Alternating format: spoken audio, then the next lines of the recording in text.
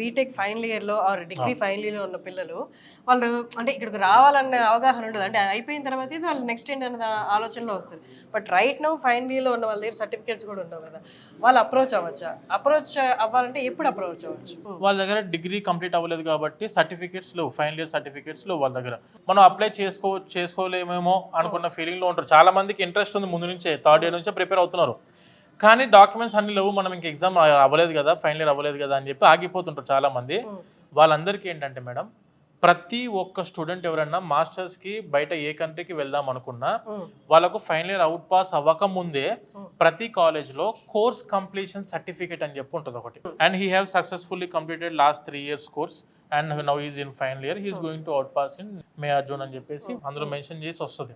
So ఈ course completion certificate ఉంటే యుఎస్ఏకి వెళ్దాం అనుకున్న స్టూడెంట్స్ వీసాకి కూడా వెళ్ళొచ్చు. అండ్ ముందు నుంచే ప్రిపేర్ అవుతున్నారంటే ఆబ్వియస్గా వీసాకి కూడా ముందే వెళ్ళొచ్చు.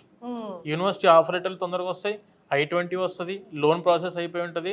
దాంతో పాటు డైరెక్ట్ ఈ వీసా ఇంటర్వ్యూకి కూడా ముందే వెళ్ళినప్పుడు ఏంటంటే ఆ ఇంటర్వ్యూలకు కూడా ఏ విధంగా ఉంటుందంటే కౌన్సిలర్ కూడా ఓకే హీఈస్ వెల్ ప్రిపేర్డ్, చాలా ప్రిపేర్డ్గా ముందు నుంచే ప్లానింగ్లో ఉన్నాడు కాబట్టి అతనికి వీసా ఆపర్చునిటీ కూడా సక్సెస్ అవ్వడానికి ఆప్షన్స్ ఎక్కువ ఉంటాయి ప్రతి స్టూడెంట్కి.